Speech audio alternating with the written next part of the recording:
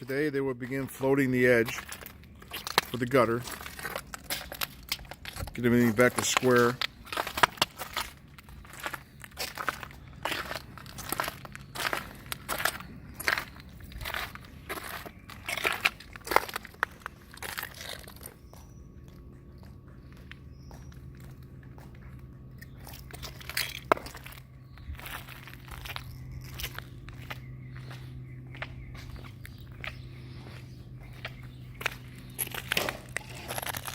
Everything's been demoed. Everything's been brought down to a certain height where they have to be.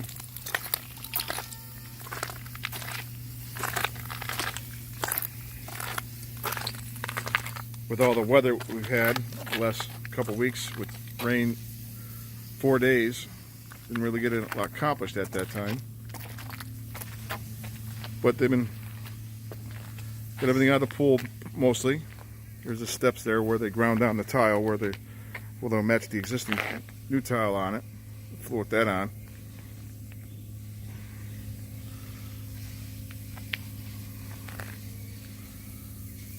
All that sidewall there was all degraded.